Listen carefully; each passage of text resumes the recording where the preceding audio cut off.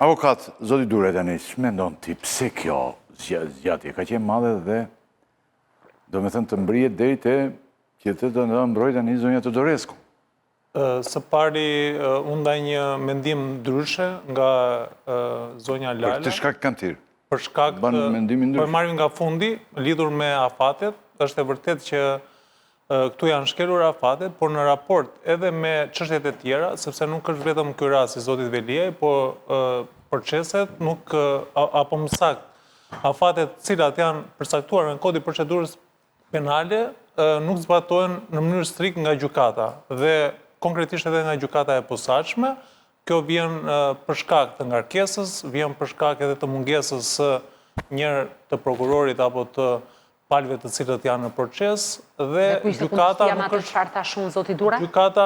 Se unë thash përgjithsisht në rastet kur janë gjykuar zyrtarë të lartë, ka patur një kohë të gjatë ose një zvarritje të proceseve dhe ku ishte kundërshtia juaj se po thoni të njëjtën gjë në thelb? Jo, gjykata vetë në vetvete është e ngarkuar dhe nuk është çështja që... S'ka fare, nëse një i pandehur ndron avokat çdo 3 ditë, edhe sjell një të ri dhe i riu kërkon kohë edhe më pas shkohet në një avokat kryesisht, patjetër që... Po përderisa nuk e njohur me aktet si do... Po nga e dini që nuk është njohur me aktet, se ky është një pretendim. Gjykata tha një gjë krejt të ndryshme nga kjo që ju pretendoni. Gjykata i ka mohuar të drejtën primare apo kryesore që ka i pandehur, që se zoti Veliaj ka pasur 2 avokat. Zoti Veliaj ka pasur 2 avokat. Se është zoti Veliaj në proces apo është qytetari thjesht. Si e po flisni? Jo, avokat po si mendon ai si avokat. Se kam tirur si... Apo po mendoni si avokat? Si ka marrëdur në... Atër si keni ftuar ju... Po. Si kam folur aty, si avokati... Po të pyes... Unë të kam thirrur si avokat... Pyetja ke një këtë çështje kaq. Më vjen shumë keq se ju më keni ftuar 2-3 herë. Absolutisht dhe do të ftoj prapë. Ore po të pyes, atëherë po të pyes, sepse atëherë. Nuk vi as si avokati zoti Veliaj. Po të lutem pyetja ime s'ka këtë kontekst. Atëherë, unë po të pyes, ju nga e dini që janë mohuar të drejtat, se këtë doja të kuptoja, pra duke qenë se nuk jeni pjesë e procesit. Ju keni raportuar vetëm. Po e thash është një pretendim. Pra i keni raportuar, ne çka kemi parë në media. Në media kemi parë raportimet tuaja dhe të kolegëve tuaj, kemi parë intervistën e zotit Gjermeni që ka qenë 2-3 herë i ftuar, më duket në News 24, kemi parë reagimin publik të zotit Veliaj. Pra, kemi 3 raportime, kemi dhe dosjen që ka dalë vendimi gjykatës lidhur me masën e sigurimit personal. Pra, po është pretendimi zotit Veliaj. Pra, zoti Veliaj, të lutem, zoti Veliaj, po të lutem mos nxito për ta marrë fjalën pa e kuptuar. Zoti Veliaj ka pretenduar që më është mohuar e drejta për një mbrojtje efektive. Gjykata ka thënë të kundërtën. Këto po të pyes si jurist, ma shpjego. Gjykata thotë që zoti Veliaj ka sfiduar drejtësinë, unë e dërgoj për gjykim këtë çështje. Kërkesës së zotit Veliaj lidhur me vënien në dispozicion të akteve. Gjykata ja ka vënë në dispozicion akte. Gjykata pretendon që e ka bërë, e ka shpallur me vendim kalimin për gjykim. Me çfarë ja ka bërë? E vlerëson gjykatë më lart. Pra, ja ka dhënë avokatit. Prandaj duhen avokatët e zotit Veliaj ta sqarojnë publikisht këtë moment. Se gazetari, se ke qenë aty, të investigon. Dhe unë ju sqarova. Si ja ka vënë? Jo, kush e tha që këtu shkelet në një gjatë që konvencionin se Europiane për Drejtave e Njeriut. Gjykata thotë që pra, i pandeuri ka të drejtë që të njifet me aktet dhe ka të drejtë që të japi të komunikojnë me avokatin. Është një drejtë themelore që është e përcaktuar në Konventa Europiane e Drejtave e Njeriut, që ku mbaron diskutimi. Ku mbaron diskutimi? Nuk mbaron fare diskutimi. Erion Veliaj është një pandehur si gjithë tjerët, nuk ka avokat. Kush e tha që s'po respektohen procedurat? Se këtë debate kam gjithmonë me avokatë, pse nuk po respektohen procedurat? Nuk kishte avokat i caktoi shteti që po ja paguajmë Erion Veliajt. Unë edhe ju bashkë po ja paguam nëse nga taksat tona paguhet Valentina Teodorescu. Është një avokate, po paguhet... Po nga e dini ju pra, se prandaj ju pyeta pak më herët, nga e dini ju që s'janë vënë aktet në dispozicion. Po ju keni raportuar, media ka raportuar... Cilat media, se ju po mbrejtosh mua. Ja, ju konkretisht. Atëherë, ka një pretendim të zotit Veliaj, dhe ky ngelet vetëm pretendimi pa provuar. Këto përpiqem të sqaroj. Dhe ju s'doni ta kuptoni. Po gjykata çka ka thënë? Dhe gjykata ta ka dhënë vendimin, pra ta ka dërguar çështjen për gjykim sepse konsideron hetimin të plotë. Gjykata ka thënë që ta kanë dhënë. Dhe gjykata ka thënë unë ti kam vënë konform procedurës dokumentat dispozicion. Po pse kështu procedura? Ta zgjidhi gjykata. Unë po them gjykata ka arritur në konkluzionin. Atëherë gjykata ka arritur në konkluzionin që Erion Veliaj i ka fituar të gjitha të drejtat ligjore dhe janë zbatuar të gjitha procedurat dhe i është dhënë mundësia për një mbrojtje efektive. Këtë thot gjykata. Ka apo s'ka të drejtë ta zgjidhni një gjykatë më lartë. Pra për të po diskutuar. Avokat, okej. Kryebashkiaku pretendon se të drejtat e tij po shkelen. Konkretisht cilat janë pretendimet e Veliajt me që keni parë dhe dëgjuar ju? Ju s'jeni avokati ti drejt për drejt? Nuk ka rëndësi për thelbin e procesit. Pra ne nuk po gjykojmë që ai është i fajshëm, është i pa. Jo. Cilat janë pretendimet e tij? Pra, jo zoti Veliaj, por çdo qytetar ka të drejtë. Çdo kush, padyshim. Çdo kush, nuk ka rëndësi se është zoti Veliaj, nëse mund të jemi edhe ndonjëri nga ne këtu, si dihet jetës.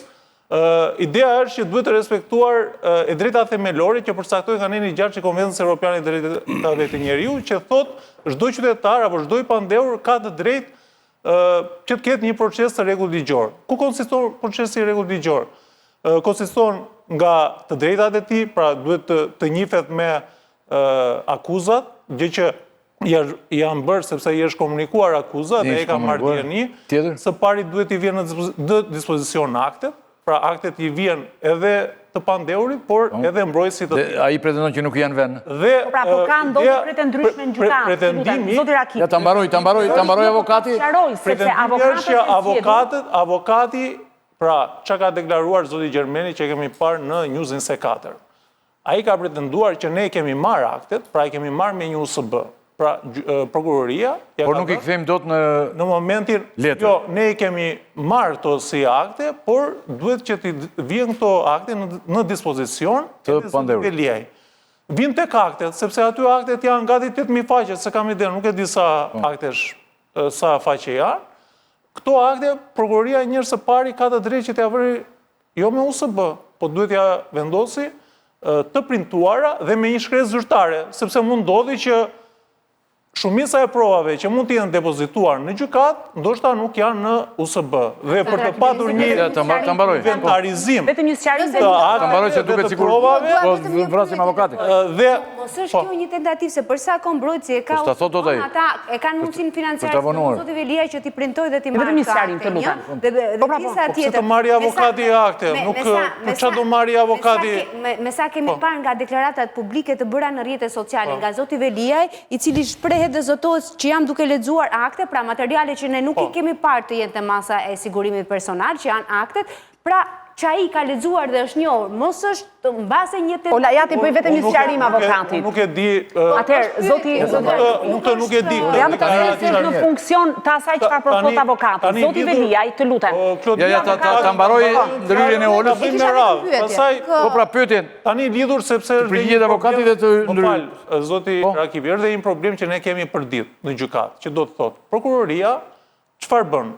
Në momentin që ne na komunikon akuzën, e çon me njëherë çështjen në gjykat, gjë që nuk pret atë 10 ditorin që ka përcaktuar Kodi i Procedurës Penale, lidhur me qëndrimin që duhet të mbaj pala, lidhur me akuzën dhe me aktet, sepse në momentin që komunikohet akuza, e ka detyrë prokuroria që t'i vëri në dispozicion dhe aktet. Po prokuroria çfarë thotë? I shkon meriti aktet në gjykat, ndërkohë që ka detyrim ligjor.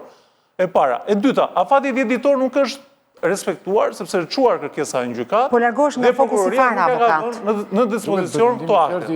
Së treti, akte duhet të vijnë në dispozicion në formën e kërkuar nga ligji. Ja, ta mbaroj avokatit dhe sqaroj. Të inventarizuar dhe me vul, sepse prokuroria ose gjykata, pra në rastin konkret, sepse gjykata prapja u ka dhënë mundësinë me USB palës, pra palës avokatëve të zotit Veliaj, prap me USB. Koha nuk është e mjaftueshme, sepse një çështje kaq e madhe, që do të thotë me kaq shumë akuza, me kaq shumë të pandehur, meriton që të ketë studimin e nevojshëm, qoftë të pandehurit, që nuk e ka këtë mundësi, por edhe vetë të avokatëve. A e kam patur dhe të pandehurit e tjerë të njëjtin pretendime? Atëherë, Ola, nëse më lejon, duke qenë se unë ka marrë informacion të gjitha avokatit. Zoti Rakipi për të sqaruar duke qenë se besoj që në këtë pikë nuk gaboj. Atëherë, Në momentin që është dërguar për gjykim dosja penale nga ana e prokurorisë posaçme në gjykat, avokatët e zotit Veliaj i kanë marrë në administrim të gjitha dosjes, siç e parashikon procedura. Dhe zoti Veliaj për gati 6 ose 7 seanca ka shkuar në proces gjyqësor dhe nuk kanë ngritur asnjë pretendim në lidhje me mosmarrjen e dosjes penale. Madje gjatë këtyre seancave 6 të pandehur të tjerë dhe avokatët e tyre kanë bërë mbrojtjen përpara gjykatës dhe kanë paraqitur të gjithë pretendimet e tyre. Dhe vetëm 2 muaj e gjysmë pasi kishte nisur shqyrtimi i dosjes së seancë paraprake, një ditë të bukur Erion Veliaj është ngritur dhe kanë ngritur këtë pretendim lidhje me dosjen. Pra nëse Erion Veliaj, unë ndaj të lutem avokat më ta mbaroj se të lash ti sa të doje. Atëherë, Erion Veliaj e ngriti këtë pretendim në këndvështrimin tim për ta shtyrë ose për ta zvarritur këtë proces, se po të kishte të bënte me dosjen, Erion Veliaj mund ta ngrinte këtë pretendim që në momentin e parë. Patjetër nuk unë po them për favor të vetë. Zoti Rakipi nuk po them, ai patjetër që ka të drejtë të ngrejë të gjitha pretendimet e veta. Nga çështjet që kanë ndjekur mund bëj një konstatim ose një analizë. Po të sqaroj, atëherë, përgjithsisht zyrtarët e lartë janë të prirur të pretendojnë shkelje të proceseve sepse janë të interesuar që t'i shfrytëzojnë këto momente për një gjykatën europiane për drejtat e njeriut. Por Erion Veliaj, ndryshe nga Ilir Beqaj, për shkakun që e kanë ngritur këtë pretendim që në momentin e parë, Erion Veliaj nuk e kanë ngritur këtë pretendim. Po të lutem tani më lër ta mbaroj. Po më lër ta mbaroj tani se s'mund të ndërhyj çdo fjalim. Lër ta mbaroj dhe pastaj argumento. Atëherë Erion Veliaj ka ndërhyrë ose më saktë ka ngritur këtë pretendim pasi ishte thuajse gjysma e pandehurve kishin dhënë argumentat e veta. Dhe një ditë të bukur kujtohet dhe thotë se jam njohur me dosjen. Ndaj unë shikoj këtë si një tentativë dhe nuk po ndodh vetëm ato, po ndodh me pjesën dërmuese e zyrtarëve të lartë, të cilët po përpiqen të shtyjnë sa më shumë dhe zvarritjen ta konsiderojnë si një cënim të drejtës për proces të rregullt ligjor. Kaq. Më fal, a ka të drejtë që të njihet i pandehuri me aktet apo jo? Pyetje e parë. Ka drejtë besoj. Ka të drejtë. Ka të drejtë çdo i pandehur. Mund të jetë një person tjetër. Atëherë më kundërpërgjigj, më përgjigj pyetjes time. Sepse të lutem, pse Erion Veliaj, avokat ma dëgjoj pyetjen, se duhet ta dëgjosh pyetjen përgjigjesh tamam. Ori zotri, pse Erion Veliaj shkoi 6 seanca radhasi dhe bëri deklaratë që të mbrojë dhe papraninë e vet mor zotri. Tani ka një kontradikt këtu. Në gjithë ato çfarë un kam parë, po çfarë atëherë ka shkuar është një person i përgjegjshëm që ka thënë edhe në mungesën time të vijoj seanca, ka firmosur deklarata. Si ka mundësi që në mes të procesit u zgjua dhe tha nuk jam njohur me dosjen? Sepse ai në momentin e parë që është komunikuar akuza e ka kërkuar dhe ka kërkuar në mënyrë të vazhdueshme, nuk është se ka kërkuar. Megjithatë merr intervistën se nuk ja vlen debati, nuk ja vlen debati se ka bazuar fare. Atë mendim ka ai. Duraj, më shpjego pak proceduralisht, më shpjego pak proceduralisht kush janë personat që mbrohen me avokat kryesisht. Ma shpjego pak. Se avokati kryesisht i nderuar ka hyrë një koncept ose më saktë shteti ka paramenduar, të lutem, po të lutem më lër ta mbaroj tani lëri procedurat me mua se i njoh. Logjika e ligjit është që mund caktoj një avokat kryesisht kur dikush është në pamundësi ekonomike për t'u mbrojtur. Pra do të thotë që një kryetar bashkie që nga njëra anë të lutem, po të lutem se duan që të marrin aktet. Pikërisht pra ja ti thua, nuk kanë, pra kanë një strategji. Duke qenë se gjykata. Jo zotri për të marrë aktet, jo. Avokatët kanë bërë ping-pong që ta zvarrisin procesin. Kaq, sepse një kryetar bashkie nuk mund të mbrohet me avokat kryesisht, ndërkohë që pajton 2 studio avokatore të merësisht të kushtueshme jashtë vendit. Që kanë pas punuar për Trumpin kur ishte biznesmen. Kaq e thjeshtë është. Dhe këtë gjë nuk e ka bërë vetëm zoti Veliaj, mund ta bëjnë vetë tjerët nesër. Se dhe Ilir Beqaj këtë pretendim edhe tjetri. S'ke kohë. Po lërini këto tash se dëgjoj, çeshin ata që po na shohin, ë? Ata që po na shohin qeshin. Avokatët kryesisht, zotri, avokatët kryesisht, e di çfarë janë, avokatët kryesisht ju caktohen atyre njerëzve që janë në pamundësi absolute për të patur një avokat. Lodi të lutem, mund të them, ata që duan ta sabotojnë dhe duan ta zvarrisin. Si disa raste publike e ke ftesën, si disa raste të njerëzve të thjesht, mos ta sillë tavolinë as Veliajn, as Beqajn, as Ballukun, as Metën, as asnjë. Se i kanë të gjitha mundësitë zotëri, të gjitha mundësitë zotëri për ta bërë fjarin e vet për të mbrojtur gjëra me radhë. Ja gjesa njerëz të thjesht dhe njerëzit e thjesht hajde i diskutojnë. Nuk janë politikanët për të çarë, po publikisht. Mi gjej njerëzit e thjesht. Po kjo histori historia që nga shkel të drejta sa politikanëve, po lëre pra tash proceset të super monitoruara. Po, për ato njerëzit e thjesht më vjen keq. Po, për politikanët me thënë drejtën, mendoj, po publike ke ftesën, po ta them. Ama më gjej rastet. Por mos më thuaj tani që politikanët nuk janë dhënë dosjet e tjera me radhë. Ju pretendini. Ore në rastin konkret aty nuk janë dhënë, ai jemi fakt u fakt. Pse në rastet e tjera janë vënë në dienie. Unë njoh shumë mirë ato institucione. Dhe patjetër ne duhet t'i kritikojmë nëse kanë standarde dyfishta, kanë problematika. Po standardi dyfish. Po me thënë të drejtën, kjo historia pingpongut politikanëve, do me thënë, thjesht tregojnë, sepse dëgjoj, ne kishe para 2 ditësh, ish kryetari në Bashkisë Rrogoshinës, nuk e pasur ti një rast se foli për persekutim politik nga partia vetë. Do me thënë, në këtë drejtë kemi mbritur ne, vjen më bën diskutim. A ka mundësi të gjesh në një grua dhënuar që janë dhënuar drejta në proces, në një grua në divorc, në një grua ose në një burr, ose në një fëmijë që nuk merr dot pra pensionin ushqimor nga babai, këto më sill mua, mos më sill tani diskutimet e këtyre. Unë kam rastet e mia, avokat zoti Rakipi, edhe ti më thua avokat.